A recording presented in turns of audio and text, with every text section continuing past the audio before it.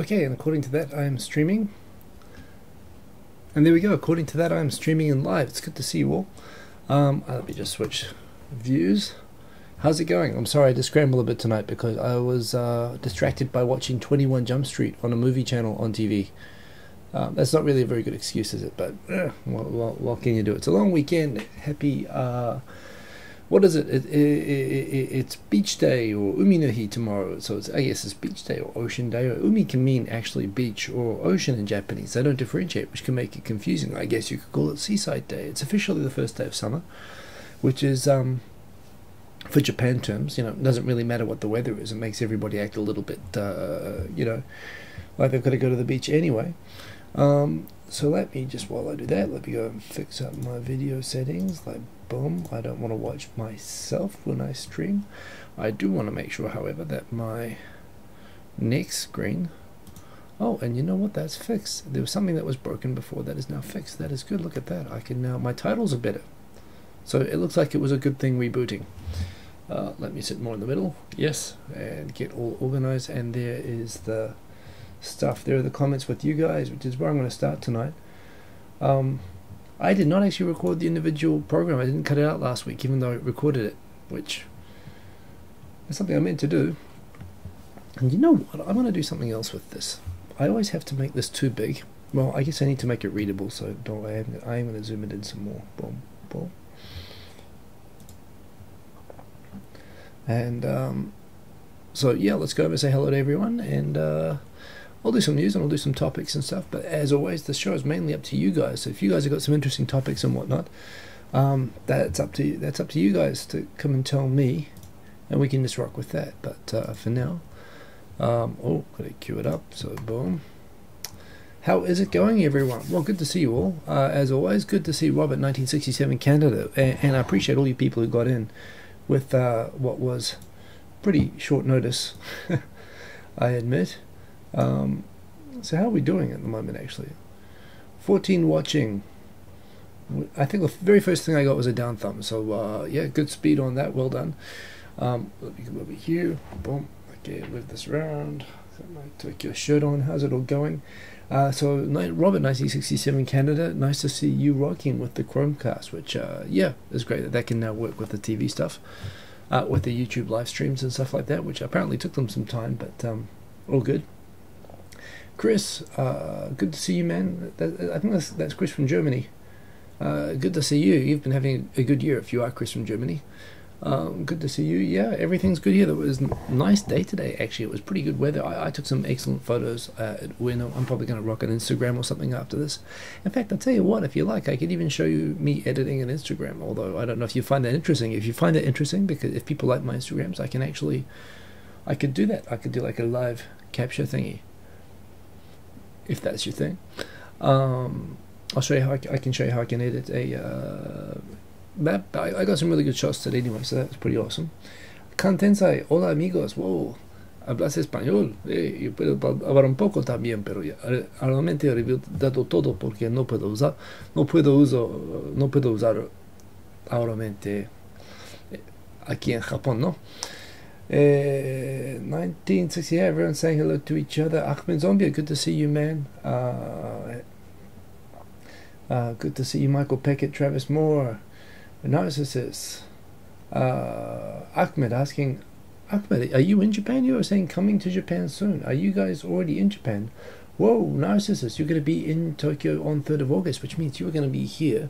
You have to come September 6th, of course, to the YouTube party, which is going to be organized at the Sports Cafe at in Roppongi, right near the Roppongi Kosa intersection. It's going to be awesome. It's the same place it's been the last few years. It's an awesome party. It is the biggest summer YouTube party in Japan, although there are many summer parties. So you got to come and check.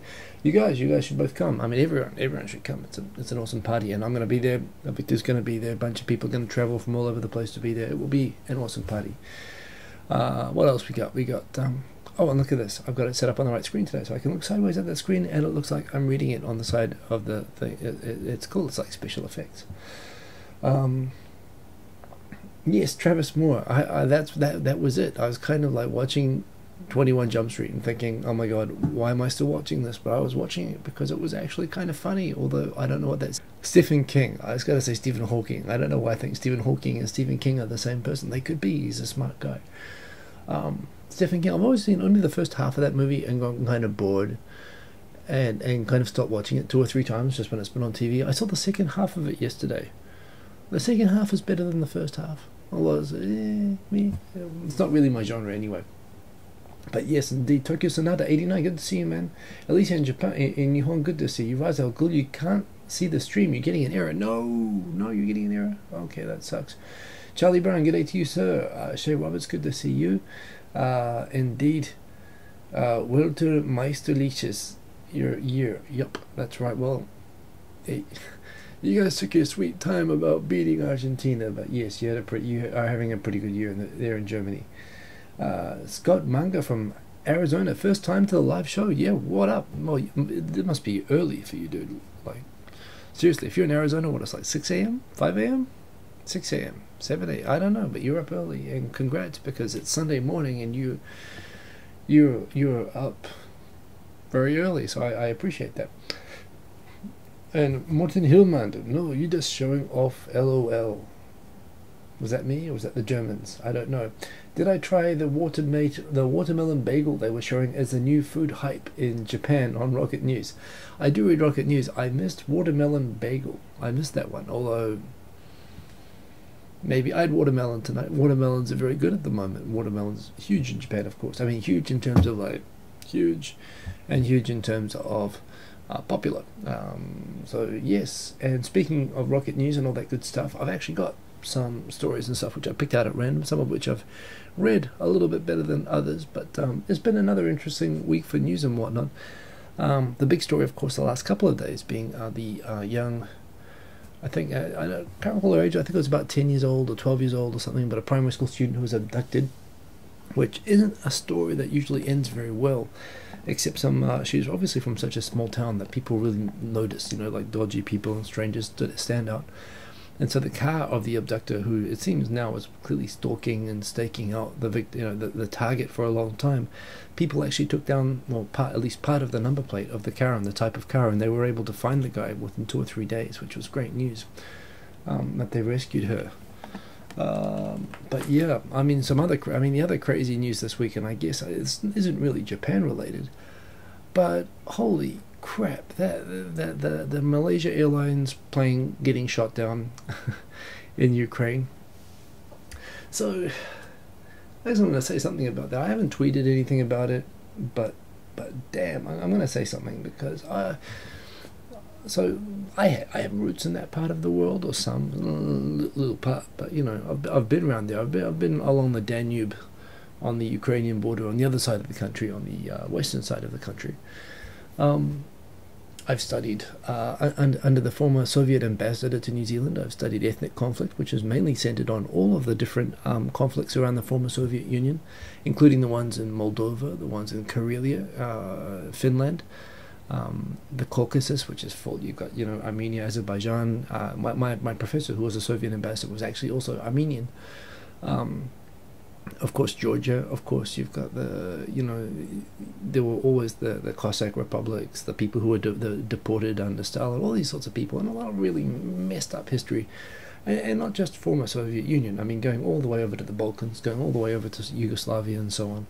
And really, I mean, everywhere in Europe, I guess, if you go back far enough, has some messed up history. But I mean, for in terms of the separatists, these people in eastern Ukraine, who have, with the real obvious tacit support of Putin and Russia, have happily armed themselves.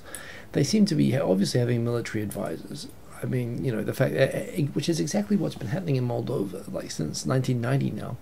And they're setting up another Transnistria Republic, it seems now, in eastern Ukraine. Like, here's another lawless buffer zone run by Russian, military and gangsters and smugglers, now in the east of Ukraine, which is something that, is the old KGB, NTSB thing that, that Putin comes from and he seems to like having. And so there it is, and they seem to be quite happy for it to be that way and kind of lawless. But they've given these bloody cowboys and gangsters all this firepower and military assistance on how to use it, and they've been shooting down airplanes and transport planes and stuff all week in the same area that this time they shot down at cruising altitude at 10,000 meters, an airline with 300 people on it. And even then, Russia's playing the games. They're saying, oh, it must have been the Ukrainians, and they're forging evidence and all this sort of stuff, as if Ukraine would have any incentive to shoot down an airliner of any kind flying over the one little patch of rebel territory in southeastern Ukraine. And what do you call it? I mean, seriously, airplanes getting shot down, it's happened a number of times. America did it with the Iranian airliner. I mean, for all the things that America accuses Iran of, America itself did shoot down a fully loaded civilian airliner in the Gulf 20 years ago. But, when Libya blew up a plane, which granted they did in a very deliberate way on purpose, and they targeted the airplane, but the Pan Am plane, they paid hell for that. And, the Soviet Union got away with it themselves with the Korean Airlines crash 20 years ago. And here they are again with, well, it seems either looted Ukrainian weapons or Russian weapons, and they're firing these things, and they shot down. And these guys apparently, like the head of the Donetsk Republic is like he's like a Civil War reenactment guy, basically, the Russian equivalent. So he reenacts, World War II battles and stuff like that. They're armed to the teeth with weapons, all just playing Rambo and crap, under the tacit encouragement and guidance of Russian military intelligence. And they just murdered 300 people, 200, and it's like the Dutch people are like not even sure if everyone's afraid to be angry at Russia. And I've kind of, even with like the Crimea crap and all the other stuff, I've been kind of trying to cut Crimea some slack, Russia some slack in some ways, because Japan's so close to getting a peace treaty down with Russia. And Putin's indicated that he'd be willing to give back the occupied 4 southern Kuril islands that Japan calls the Northeast Territories. And I figured, well, I mean, in the case of Crimea is all Russian anyway. The whole Russian Black Sea Fleet was always been there, and so it's always kind of been Russian, but nominally under Ukrainian administration. But everyone kind of always understood that was Russian territory, although the Cossacks, the actual people who were originally there, don't accept that. But the vast majority of people there do, and it's kind of like, okay, let him beat his chest and prove what a macho nationalist he is, and then he'll give back the Japanese islands and have a peace treaty, and the overall picture could be better, and you could kind of look the other way.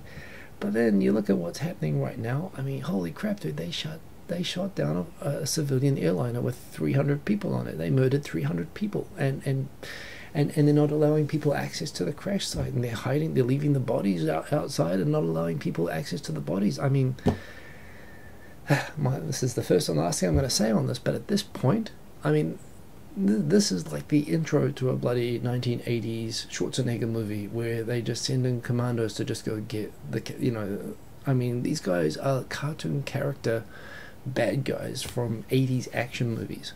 This is the sort of thing they send Rambo or bloody Schwarzenegger or something in to just go get it, and I don't care, arrest them, do whatever. But these war games enthusiasts who are, it's not a game what they're doing in eastern Ukraine, and it has to stop, and it can't just be. Russia has to either turn the people over themselves and show that they're actually willing to bring to justice people who, deliberately or accidentally, but people who are definitely responsible for killing 300 people, or NATO should just go in and bloody I mean, how big? It's a couple of small towns. Just go in and just get them and take them to The Hague and do whatever. And geez, take them to the Netherlands and put them on trial for killing all the bloody Netherlands, the Dutch people. Anyway, that's the last thing on that. But crazy stuff. And Putin's got to pull his head in and recognize that trying to cover for this is not going to do him or Russia any good, and it's not going to do good to their national interests. So I really hope they sort that stuff out, because it's really disturbing. And so anyway, that's all I'm going to say. So anyway, the Germans indeed. Hey, Mikey Chen, good to see you. Ahmed Zombie, watermelons are popular in Algeria during Ramadan. Actually, I know I was in Malaysia during Ramadan, which actually was probably the first time I've actually spent inside an actual Muslim country during Ramadan. It was really interesting, actually, like the traffic jams in the evening. Ramadan's really tough.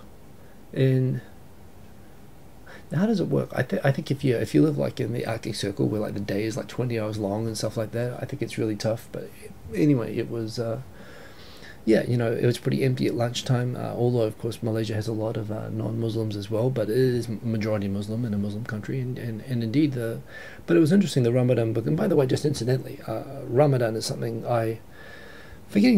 for what I understand, it's about fasting through the day in order to kind of show solidarity and sympathy and empathy with people who are starving. That's a good idea. I think it's a noble holiday, and it's not just an Islamic thing, but it's one of the things that can be credited to that culture, that they do that and that they think of that. So that's good. Chris, thanks to the site Lifehacker, you now know how to pick the best watermelons. Yeah, that Lifehacker thing, I only read about like a tenth of the articles there, but they have some pretty useful stuff on there, so I do RSS them because they're pretty useful. Alicia Nihon, you thought that your best friend was on the flight, but luckily she took the plane today. You had a huge scare for 4 hours, and indeed I flew Malaysian Airlines to Malaysia and from Malaysia myself. I must have got to feel bad from Malaysian. I mean, we don't know what happened to the other flight that disappeared. That does still seem to be the pilot's fault, and again, that's kind of messed up. And in fact, I was actually talking with people who live in Malaysia about that, and they were saying that they were hoping it was the pilot, because if it was something else, like if it was some sort of bribe paying and dodgy maintenance, that's actually the scariest thing. Hopefully it wasn't bad maintenance. Hopefully it was a pilot who did it on purpose, because that means the chances of it happening again are less. This is just bad luck. And those who said it was like Malaysia Airlines' fault that they were trying to save money by taking the straightest route, I've seen articles showing that 10 other airline companies flew through the same area on X number of days. And so, it was bad luck that they were the plane that got picked out. Oh, and by the way, they're denying it, but they've intercepted communications between the guys who fired the missiles and the Russian military advisors that probably taught them how to fire the missiles. The head of the Donetsk Republic deleted a tweet. I mean, Twitter could probably check this themselves, right? They can check if someone actually tweeted about murdering 300 people and then deleted the tweet, well, I think Twitter could probably provide the information on that tweet, the IP address, and whether it was actually deleted or not to the authorities, because apparently the guy was bragging, like, see, Ukraine, we told you not to fly over our territory, and this is what happens, and they bragged about shooting the plane down, and now they're denying it. Crazy stuff. It's aggravating. The stuff in Gaza also, of course, is terrible. And I can see it from both sides, but no, everything's kind of going to hell, as it usually is, unfortunately. Shooting a civilian airplane would be, indeed, Ahmed, it would be unwise for the rebels. It doesn't make sense that they would do that. Harms their image, and nowadays in a war you need to do that. Yeah, I mean, it seems like the logic from the rebels is that, one, they probably thought this was another Ukrainian transport plane, and apparently these very large Ukrainian transport planes were dropping supplies into an isolated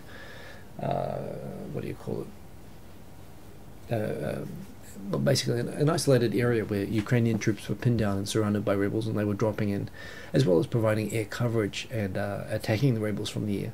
They were dropping supplies into the isolated rebels, government soldiers under siege. So they were trying to reinforce the siege by shooting down planes that were going and giving them assistance, which meant they just started shooting anything that was flying above. And the fact that they had the ability to do that implies that they weren't doing it without help. But they really screwed up, and no, they've got to be brought to justice for it. I mean, it's as simple as that. White Magic, konbanwa minasan. Indeed, konbanwa, White Magic-san.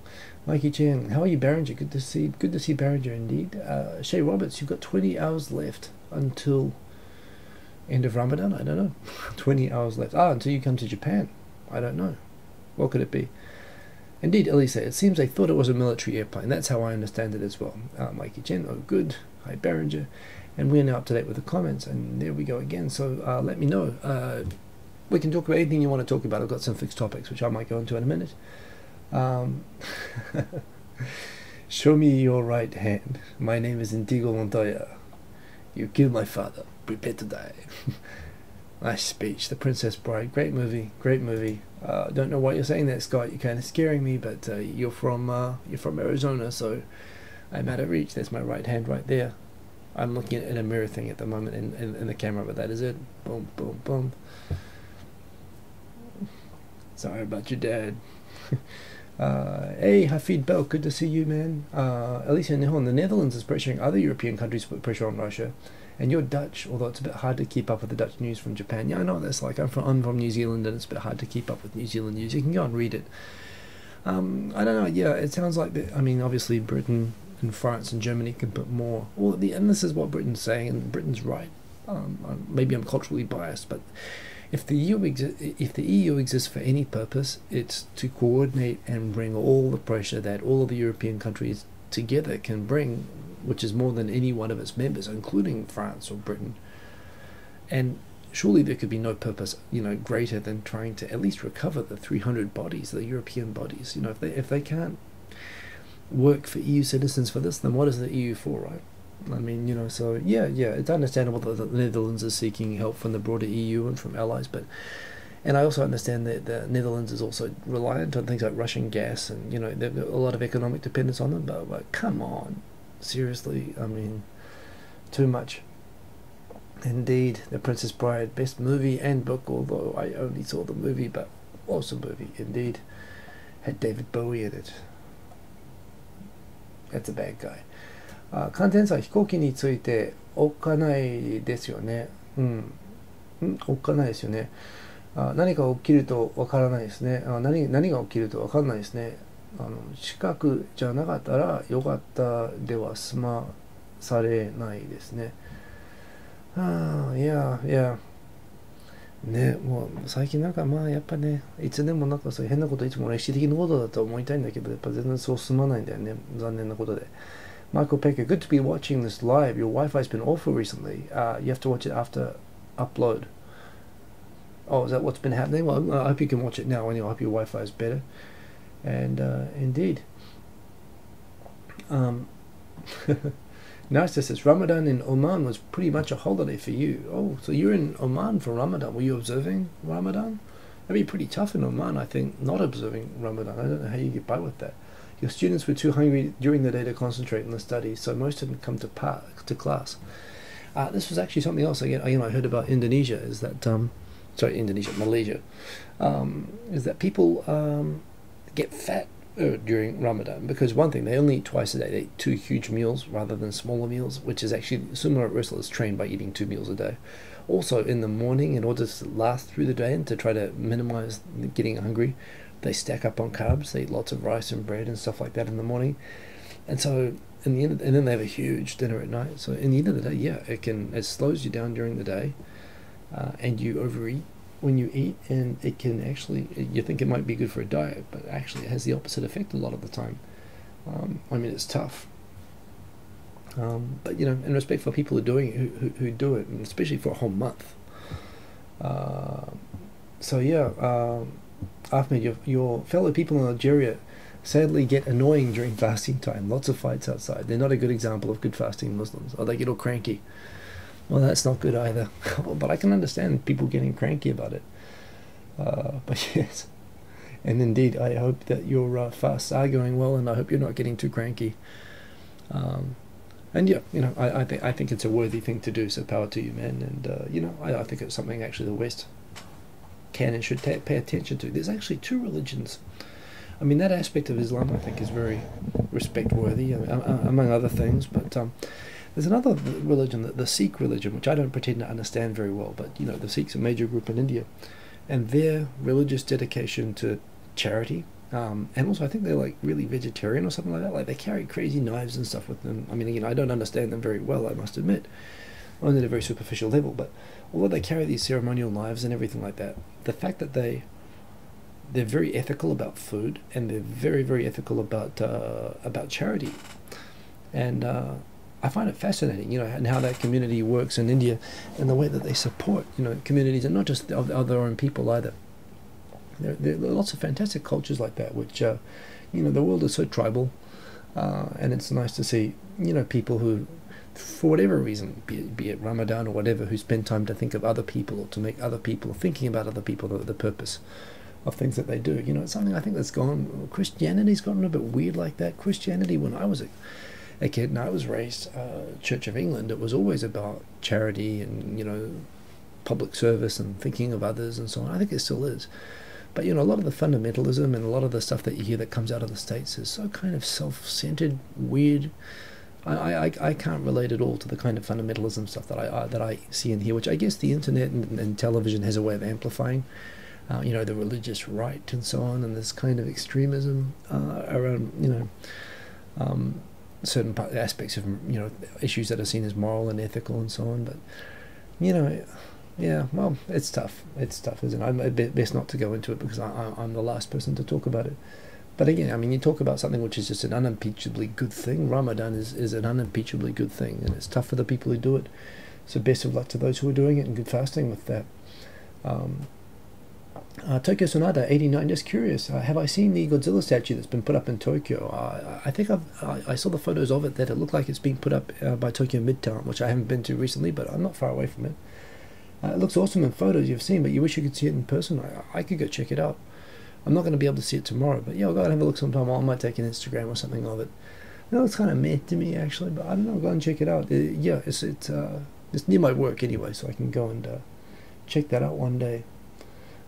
Also, they are apparently going to upgrade the Gundam statue. By the way, I'm drinking Shikwasa. This is Okinawan, basically kind of a lime from Okinawa. It's fantastic. It's really sour, but Japanese summer fruit. It's called Shikwasa. I don't actually know if it's whether that's a localized name or whether it's an actual just a unique Japanese fruit, but it's fantastic. By the way, is that actually on? I hope so. Oh, it's quite hot. Like I said, I've got all the lights on at the moment, and it is summertime, and I've got the computer on, so I'm just going to turn it up. There we go. Indeed, White Magic 4. The incident with the shutdown of the airplane is further proof of the Russian government turning the country into a pariah state, which is indeed a pity. And yeah, and I really don't want Russia to be a pariah state. I mean, you know, I can kind of dig Putin when he's not being too fascisty, and you know, I can kind of dig the idea of relying on Russian energy rather than China and stuff like that. I mean, all of these things seem kind of positive in the way that things were going with Japan. You know, things were on the up. So I'm kind of like, whoa, what is the benefit of doing this? And this is just the whole thing. And this isn't recent history either. This is going back to the Russian Empire days. And it seems like having Russian speakers and ethnic Russians in your non-Russian country is just not a good thing for your own national security. And you know, Ukraine's getting that the hard way. It's a shame. Totally agree. B-Boy Tripping, happy Uminihi indeed. Tomorrow, happy Uminihi, happy beach day, seaside day, ocean day, whatever you want to call it. It's the start of summertime. White Magic 4, Lucky Shay, you want to plan a trip to Japan too. Any advice on cheap air tickets and accommodation for a trip in Japan, flying from Cyprus? Oh, okay. I don't have a lot of information on that. They are increasing the number of cheap flights, but they're mainly around Asia. If you're coming from Cyprus, there are, I don't know, well, it just occurred to me, no, that would be a really dumb thing to say. There are a lot of flights from Istanbul, but I'm guessing there are not a lot of flights from Cyprus to Istanbul. I don't know, there should be. I mean, again, and I'm sorry, I appreciate you have problems in Cyprus. Just all get along, I mean, please. But yeah, that's probably not the best way. I guess Austria, there's a lot of flights from Vienna as well, although they're not particularly cheap. There's always Emirates and stuff like that. But in terms of accommodation, I'm not up to date with the latest, although I know that there is more and more cheap accommodation now. The government's really trying to cater more to thrifty foreign tourists. Also as well, hotel prices are really kind of coming down with the increase of Southeast Asian and Asian tourism. So hotel rates are becoming more reasonable, but also there are backpacking options. All I can say is Google, because my information is mostly 20 years out of date now. The first place I ever stayed was in Tokyo, was the YH Youth Hostel in Iidabashi. And that's still there, or that building is still there. It's kind of, and I went past it today, and I still like looking at that building because that was my first night in Tokyo. That was where it all started for me. I mean, I started out in Fukuoka in terms of Japan, but in terms of Tokyo, which has been my home now for the biggest part of my life, that I can point that, say that's my Tokyo birthplace. And it was a youth hostel which I stayed one night for 3,000 yen, and then I got kicked out the next night along with all the other backpackers because some Japanese 10-year-olds were having a birthday, and although it was an accredited YHA hostel, they still prioritized local Japanese primary school kids over traveling backpackers, which I thought was pretty messed up. But you know, I got to discover a bit more of Japan as a result. I stayed in a business hotel, which was like 9,000 or Ichima yen after that. I think the options are better now actually than they were in the 90s. So go have a look on the internet, and good luck with that stuff. Chris, it took 35 years for Voyager 1 to just exit our solar system. Was it 35 years? I wonder if it was more. Was it? I guess it was. You're checking that, so I guess so.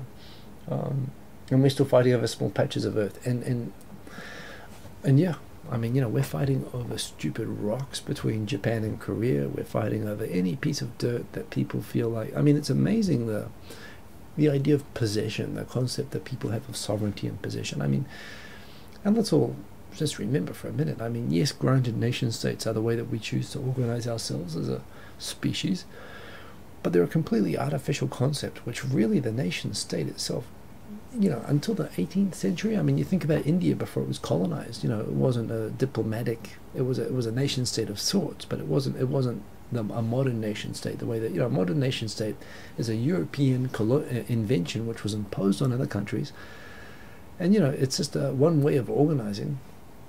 People have been organizing themselves in different ways for thousands of years, and yet we're so tied on this idea of sovereignty, which is such a recent and artificial invention, and it makes us have these stupid wars and fights and disputes. And it's not to say that perhaps there are better ways. I mean, again, in the old days they had empires and wars and stuff as well, but yeah, you're gonna wonder if it's really working with the way that things are with that stuff. Yeah, I agree. Ahmed Zombia, people get fat, exactly. They get fat in Ramadan because they're not doing it right as the Prophet instructed. Muslims and Islam nowadays are completely different stuff, and there you go. I mean, that's right. I'm pretty sure the Prophet would not have said to stack up on carbs in the morning, and it's really true of all religions as well. By the way, you know, everyone becomes lawyers for theology, right? They see the strict rules and they think, well, what's the easiest way I can tacitly comply with it and get away with not having to do it too much. And that's true of all religions. It's natural, it happens with Ramadan as well.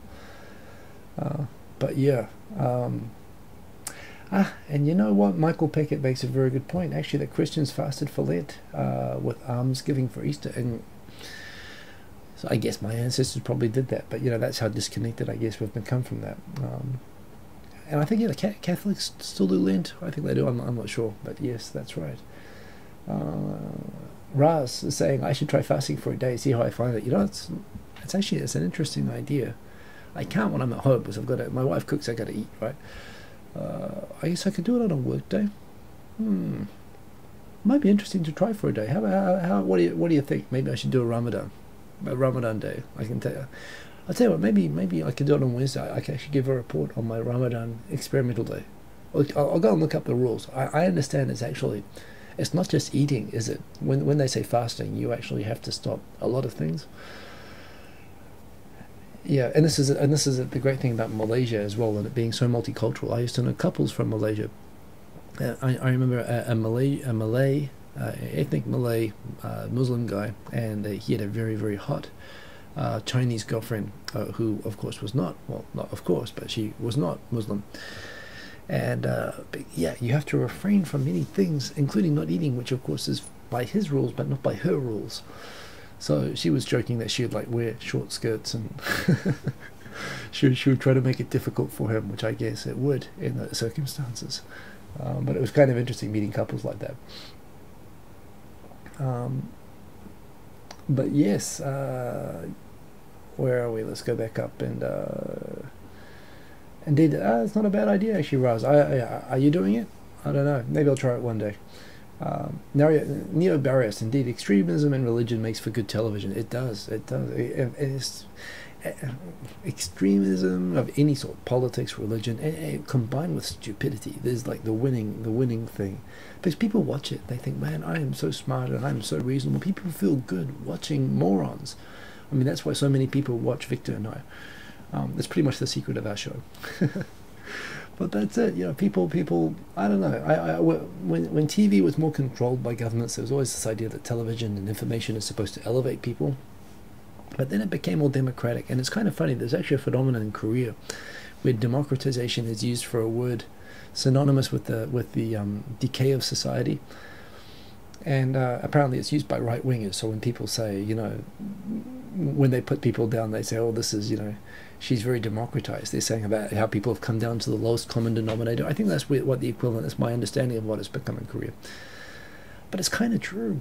It's kind of true. The lowest common denominator is what the TV is kind of going for now, and it's because of democracy. It's because of that's where demand goes. And it kind of sucks. I mean, you know, I think we should all be a little bit self-disciplined in the same way people are with Ramadan and things like that, about being just self-disciplined about seeking good information and not just watching dumb people that make us feel good about ourselves and how smart we are. Although I just watched 21 Jump Street, so I can't really lecture on that, can I? Yes, and I watch reality TV, yeah, and it's fun. Can't lecture. Well, okay, so Charlie Brown AU has some advice for White Magic 4, that Google is indeed your friend. You search for 2 months for the best places to stay and plan your trip with very detailed with TripAdvisor. So, yeah, the internet is our friend indeed. The only thing that you know about Sikhs is that people beat them up every time the Arabs do something bad. Indeed, Baraja, yes, it's which again, talking about dumb people, and usually looking at dumb people can make you feel better, but not in this particular case. Yeah, Sikhs got a really hard time. Sikhs get a pretty rough time actually everywhere, and I don't fully understand it, but they seem to be pretty stand-up people, you know, in terms of a group anyway.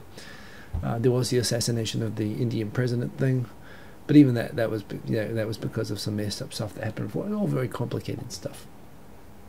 India, wow, India, that is a country with lots of history and lots of issues. Very happy to have an Indian cousin. I can't wait to do a show from India one day. I can't wait for the next chance to go. I was expecting to go earlier this year, and I was going to go and meet my Indian family, which I didn't get to do, unfortunately, but I really want to do that because I think India is like an awesome, fascinating country. And the Sikhs are one aspect of it that I don't understand very well, but I really would like to. There we go, that would be awesome. Yes, going to the Godzilla statue, I'll do that. That's pretty cool.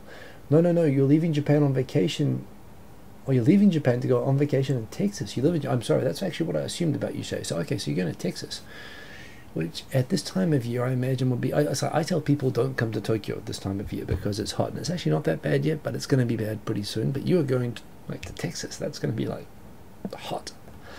So good luck with that. Summer vacation, I'm guessing. So I guess hope off to see family, and good luck, all the best with that. Scott Manga, he met a guy at work on Friday called Kirk. It took all that you had not to ask him if his middle name was Tiberius. I meet lots of tourists. I used to meet lots of tourists in New Zealand from all parts of the world, and I've got a thing. Of course, I try to click associations. It's like you're from New Orleans, oh, Mardi Gras, okay, I've always wanted to go and see that. And, you know, so I try to find ways to connect with people, right? Florida, oh, Miami Vice, yes, I've seen that. Florida, right? New York, I love well, that's a bit old, but Hill Street Blues or Different Strokes, I don't know. What you talk about, Willis? I always say something. So once a guy came to me, he was from Kansas. I was trying to think, Kansas, you guys like have a lot of tornadoes there, right? And the guy got so aggravated, his face darkened, and he said, yeah, and little girls and dogs called Toto. And I was like, well, that isn't what I was thinking, but actually now that you mentioned, oh, that's right. So, yeah, sometimes people get offended when you actually are trying to be complimentary, but sometimes, yes. I did actually post on my Facebook the other day, it was an excellent video on things that, what Latinos would say if they speak like white people, kind of flipping things that Latinos hear from white people and flipping it back on them. And it was very clever, actually. Not that I know many Latinos being from New Zealand, but I studied Spanish. I'm sounding like a white person now, but it was kind of funny, actually. And I did love the thing, like, and there are things which I've done because I studied Spanish, so things like, hey man, you know, let me tell you all the English swear words I know. He started listing them off. I was thinking, yeah, I've done that in Spanish. Although, in fairness, come on, swearing is like a national sport in Puerto Rico, at least from what they tell me. I could be wrong about that. There's a certain amount of pride in that, but yes, indeed. Ra's al Ghul Gundam, indeed, they're going to upgrade Gundam. Gundam's going to move and moonwalk and stuff. I don't know, it's going to be pretty cool. Just give me a heads up from Japan. Right now, the cheapest trip that you found, round trip, was $1,400. Although we're talking about prices, I'm not quite sure about that. Roll around on the floor, Hiko. That's right. Yes, I'm sorry I recommended that you go from Cyprus to Istanbul, but please, can't we all just get along? I mean, I'm trying to keep up with all the ethnic disputes, but honestly, there's just too many of them. Yes, Narcissus, your employer's putting you up in the Keio Plaza for the first few days you're in Japan. You're going to relax hard. The Keio Plaza is a nice hotel, and it's one of the more upgrade class ones in Tokyo, but it's showing its age a little bit, but it's in a great area. You're in Shinjuku, so honestly, you're not going to relax. You're going to have a great time. You're in the center of where it is. Free advertising, wink wink. Oh, I'm giving myself an answer now. I guess you're not talking to me, Mikey, but that's all good. Let me see if the comments update, which they do. Gaijin Pot. It didn't become the next debuto after my hostel incident. No, I didn't. I was a meek apologist for the, hey, the 10-year-olds need to have a hotel room too, I don't know. I was just I was a weak-kneed apologist, something. Yeah, that was about the age that Deputy was rocking, wasn't it? Yes, thank you, guys, in pod. And sorry, I was a little bit harsh on your on your article the other week, but I'm posting you and Tofuga at the moment. I think the most repostable Japan-related blog. So credit to the good work that you're doing with that. And everyone go and subscribe to the Gaijin blog and podcast because it is awesome. Oh yes, that's right. I was going to come back to this as well, and I didn't actually post something about this in my Flipboard, which I haven't even gotten to yet, and it's already 48 minutes, so we've been having a good conversation, but let's talk about it now. Any comments on the decision by the Constitutional Court to bar foreigners from welfare benefits? I don't know. How normal is it for countries to give social welfare to foreigners? And what is the threshold? I mean, obviously, you'd say, well, if they pay taxes, they should be entitled to get the welfare that's paid from those taxes. Except, most taxes are nowadays collected from consumption tax. So if I buy a can of Coke at night, can I collect unemployment benefits? No. So what if you work here for a certain time? Well, if you're here on a work visa and you're not working, you shouldn't be able to get unemployment benefits on a work visa. So that kind of rules that out. But if you're married, or if you're here on a permanent visa, or if you're a special permanent resident, and the case in question was a special permanent resident, then there's a question of, where do you draw the line between rights of citizens and non-citizens in a country? I come from a country, New Zealand, where foreigners are entitled to social welfare. They are entitled to vote in national elections. They are entitled to vote local elections. They can own land. They can pretty much do anything a New Zealander can do. I'm not sure about, I think with university, they can't get subsidized university fees, although Australians can. But yeah, New Zealand's pretty easygoing on foreigners. And when I talk with Americans about, allowing foreigners to vote, New Zealand allows foreigners to vote. Not only do we allow foreigners to vote, but we prevent New Zealanders from voting in our own elections if we stay away from New Zealand for too long. So I can vote in the next election because I was there last year. But if I stay away for 3 years, I become disenfranchised until I go back. Which is because we lose so many people. We gain a lot of people as well. So we try to encourage people to come in and discourage people going out. We have that system. Coming from that background, looking at Japan, what do I think? I think, well, the person in question was a Zainichi, was born in Japan, 82 years old, of Chinese extraction. I'm guessing, I'm filling in the story a little bit. This could be wrong, but this is what I'm filling in, is that at first she applied for, old age, like retirement benefits or some sort of additional, and it was seikatsu hobo. So it was actually like when you're living below the breadline, when you can demonstrate a certain degree of poverty, you can get supplemental benefits for living. And it sounds like she went to the Oita local council office and she applied for those. And they said that they did a background check and they found that she had sufficient savings, that they weren't persuaded that she could apply. And then she went and reapplied, and then they basically denied on the basis that she was, well, I think first they denied on the basis that she was a foreigner, and then she appealed that, and the local level courts in Kyushu said that she could receive the benefits. And so they paid on an interim basis, but they also appealed. And so she was receiving the benefits while it was appealed all the way to the Supreme Court in Japan, which came to a 5-2 split decision. I think that was right. Anyway, it came to a final decision that the law is explicit that social welfare benefits are only citizens are entitled to them, and that the law is the law, so she can't get them. And the injustice thing about that perhaps was that for a long time after the war, besides the fact that a lot of Zainichis were stateless for a long time after the war, now I don't think there are any who are stateless, but it was also made legally very difficult for them to obtain Japanese citizenship for a long time. I think up until the 80s. There's a slight misunderstanding a lot of foreigners have. They think that Zainichis still can't receive citizenship in Japan. The opposite is in fact true. If I want to apply for citizenship, I have to go through a pretty rigorous process. Zainichis have to go through, it's not an easy process, but it's a fast-track process. It's an easier process than what I have to go for. That said, the disqualifying criteria is still there, having a criminal record, or I think, which is fair enough, but having a family member with a criminal record is pretty harsh. But I understand, or I know of people who have applied for citizenship who are Zainichis who were born in Japan and have not been able to do it because they have a brother with a criminal record, even though they're totally clean and they want to become Japanese. That's wrong. But that said, this lady, for whatever reason, got all the way to 82 without ever needing social welfare, and she needed the support. I'm guessing probably if she's 82 and born and had lived in Japan all of her life, she probably had 82-year-old Japanese friends who were getting the payments that probably said, hey, you should get the same payment that I'm getting, and she probably went to get it and then discovered she couldn't get it. In principle, there's a point as well which I was talking about on Facebook. There are two categories of permanent resident. I'm a permanent resident now by application, and I am not treated legally the same as a special permanent resident that was born here, which are predominantly Chinese and Korean Zainichis. Zainichis are allowed to become civil servants. They're often in many local governments. They're allowed to receive social welfare benefits. At Narita Airport, they can queue up with the Japanese people on the Japanese passport queues, even though they might have Korean passport or Republic of China passport or PRC passport or North Korean passport. They can queue with the Japanese if they're a special permanent resident. Me, I'm a permanent resident who gets to queue in the re-entrant queue.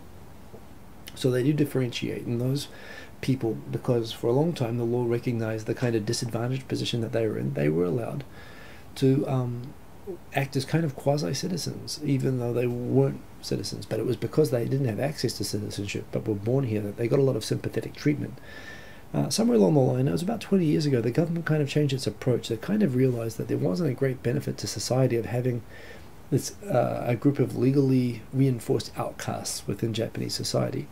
And the tone of the government, I think actually this is pretty consistent as well throughout the government. There are a lot of conservatives who are against allowing them to naturalize still, but the overall tone from the LDP was that these people should be naturalized, and we shouldn't be having people in the country who feel alienated from the country. And as I understand, now we're getting to the 4th and 5th generations born in Japan sometimes. Even the ones with very strong cultural identity and all that sort of stuff are now getting to the point that they are starting to give up their foreign citizenships and becoming Japanese. I know for a lot of Americans and Canadians and Australians and New Zealanders and people from colonial countries where we conquered and committed genocide against the indigenous people and took over their country full of ships of white migrants, we feel like it's totally natural that wherever you're born you should be allowed to be a citizen because that's how we took over our countries. That's what happened in New Zealand. We brought smallpox, we wiped out half of the local population, and we supplanted it with the British people that we wanted to make New Zealanders as fast as possible. And so there's a kind of, and we've come to think of that as morality. We've come to think of that as the right thing to do. It's the right thing to allow anyone who just shows up on the doorstep and has a baby, that they're allowed to stay here forever. However, that is not the way it is in the majority of countries. And if you look it up, I think even in Europe, countries like Switzerland, Germany, countries which didn't have huge empires, and for whom allowing mass migration and kind of conquest by migration, countries that didn't have that don't recognize that. Most countries, they do not recognize citizenship merely by fact of local birth. That said, I think it is immoral when it leads to a stateless situation, which happened to a lot of Koreans until 1965, for example. And that situation is not good, and I don't think it's healthy for a society to reject or treat, to create underclasses, which is what happened with the Zainichis. And I think it's the right thing now that they're very proactively, well, relatively proactively now encouraging them to naturalize and to become fully integrated Japanese citizens, which is the way to go. And this lady as well, she's 82, why should she go to the trouble now? But yeah, if she wants benefits, I think it's fair enough for any country, and I think a lot of countries do draw the line on social welfare benefits. So, yeah, in the end of the day, I don't think it's a shocking violation of human rights. I think it's a lot of countries. I know that in New Zealanders in Australia, for example, we can receive welfare in Australia, but the New Zealand government gets the bill and has to pay for it all. I mean, it's Australia's doing the same thing. A lot of countries don't pay welfare to foreigners, so it's the same thing. Well, there's nothing stopping her anymore from getting citizenship except her old age and it being a waste of time. But if she wants that benefit, she's lived here all her life, so why not? So I do agree with the idea that, yeah, if you want to be, it's different for me. I came to Japan on Japan's terms, so I'm cool with. I understand what I signed up to. For the people being born here, it's a little bit unfair if they expect certain rights and then they surprised to find out that they don't have them. But yeah, I don't know. I think people should be encouraged to naturalize. I think that's a good thing. That's right. Here we go. Ahmed is explaining, can't eat, drink, drive, or have the boom boom. Yeah, sorry about the boom boom. That's a tough part. So can you ride trains? This is a question. If we can't ride trains, then I think I'm stuck. But I'm pretty sure in Malaysia lots of people were riding trains. But then you can't drive the trains. So how do they operate them? How does that work? How does public transport work with Ramadan? I think that's my only real issue. Can you answer me that? And is it from sun up to sundown, or is it from a fixed time, or how does that work? But yeah, and that's kind of interesting. James Murphy, living in Dubai, and tried it for a few days. It takes your body a little while to get used to, but the body is an amazingly versatile thing. Indeed it is, and I know about that. Oh man, yeah, lucky. Ahmed, can't eat, drink, listen to music? No listening to music? No TV? Really? Sex? Checking out girls? No checking out girls? Well, I'm sorry. If that's the case, then nobody does. I am absolutely certain that nobody does it. But wow, those are some pretty harsh rules. Michael Peckett, although when you're a PhD student, not eat, drink, or boom boom was your existence. So I'm sorry to hear that. That's a very personal thing that you just shared, Michael, but thank you for sharing it. So university for you was like Ramadan. Well, there you go.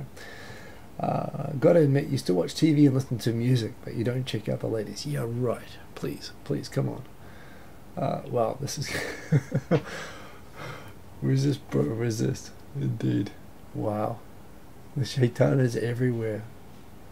No, that's pretty tough. Thanks for the tip. So okay, check that out when it ends. We're almost out of time actually. I've come up on the hour, but I haven't even gone through the news stories. Let me go through the quick thing on the news stories. So boom, let me just go and pick up. And you can go and check these out. The link is under the video, but my recommended reading from this week, boom, from Flipboard is as follows. Interesting article looking at how the average American work week compares to the rest and how hard people work and what counts as slacking and whatnot. Koreans apparently work the most. Japan also works a lot as well. I think Americans work actually harder than Japanese. I've worked in American companies and they're crazy. But interesting, just a cultural comparison for a state of play. I think I've tweeted a lot about the personal information leak, and this is what I really wanted to talk to you about today, but forget about it. I don't have enough time for it. But talking about, there was a home long-distance learning and kind of educational company called Benesse, very well known, where there's a system engineer that got access to their whole customer list, which is like hundreds of thousands, millions of people, and he sold something like 250,000 records for about $30,000. In Japan, if you sell that information on the black market, that information can end up in the hands of organized crime syndicates that use that for targeting of people for loan sharking, which leads to things like drug, white slavery, all kinds of just horrible things. People's lives can be destroyed by having personal information shared with the wrong people. And some system engineer made a lot of money off sharing all the lists of these homeschooled children. And apparently the personal information of children is valued much more because that information has a longer life on it, has a much higher, you can generate more income off it. So the compensation fund that the companies had to set up for the $30,000 of sold personal information is $200 million. And this is the sort of thing that can destroy a company like that, and this is why. And this isn't just Japan, this is anywhere. Personal information protection. The idea that Google and Facebook were trying to create a business model based on giving us accepting that we had to give up protection of our personal information for their profit was ridiculous, and this is why Google finally went back on it. But the whole idea that they tried to change that reality for so long was so messed up. And look at this. This is a whole company is going to be brought down by this. It's not cool. Your personal information is valuable, and you got to look after it. Really interesting article as well. This language learning method will ensure that you never forget a language. It sounds a lot like the sort of forget about grammar, focus on kind of repeating and sounds and so on, and how to be fluent. It's all stuff which I read this and it resonates. I check it off. I validate this. This is consistent with what I did and it works. So go read it. It's in my Flipboard magazine if you want to learn a language and never forget what you learned.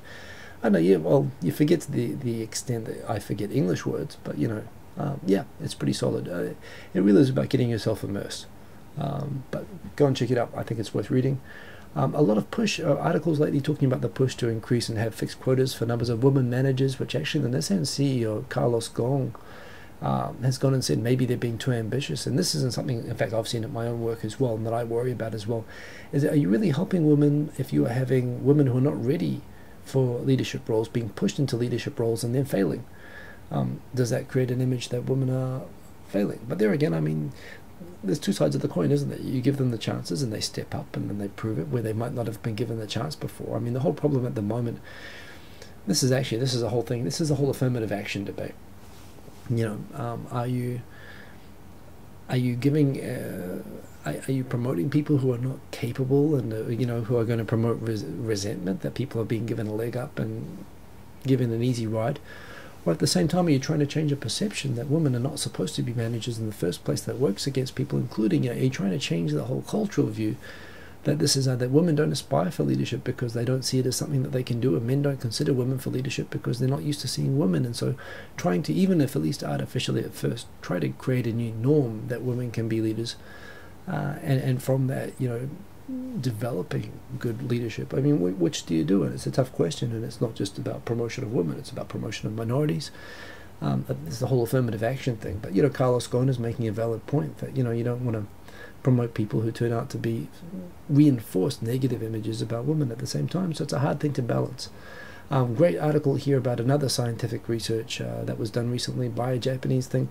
There's been kind of an acceleration in the uptake of people in Japan who believe in blood type stereotypes, like and apparently there's new research which just reconfirms again there's no correlation between personality type and blood type, although and most Japanese I don't think will admit that they think it's scientific, but people think there is some grain of truth to it, and it's so spread throughout Japanese society. There is a question of whether it becomes a self-fulfilling prophecy that people.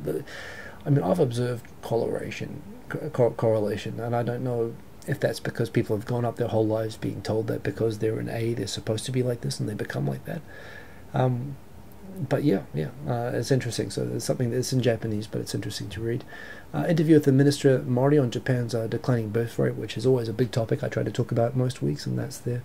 So I did some articles in Japanese talking about the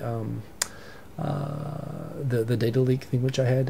Gaijin Pop blog talking about being a Gaijin girl in Japan, which is what, drunk and loud, or there's a stereotype that they're drunk and loud, which, yeah. Go and read it anyway, it's kind of thought-provoking, and some statistics on Japanese internet use, which finds out they're not Japanese, are much smarter, I think, about personal information. They're much less addicted to the internet. They're not as avid social media people as other countries. It looks like a much healthier internet user profile, actually, than what I am associated to thinking of with Western countries, which is interesting. That is it. That is my recommended reading. I'm not going to do it in Japanese this week. It's getting late and I'm going to switch off. But I hope you're all well. It's been good chatting with you all again. Happy happy Ramadan, and keep up the good fight, you people who are doing that. And I am going to sign out. So it's been very good to see you. Enjoy your pineapple candy, which you can now in Japan because it's nighttime. Although in Japan you can have it any time of the day. I guess that's a cool thing about Japan. Have a good night. Hope you're all well. I'll see you again this Wednesday, 10:30 p.m. on Victor's channel for 2.5 Oyajis. And I'll see you again next week. And happy, if you're in Japan, happy long weekend. Happy day off tomorrow for beach day. I'll see you later. Oh, peace. I say that, then I have to go switch it off. Where is the switch off thing? Boom. Stop streaming. Boom. Yes.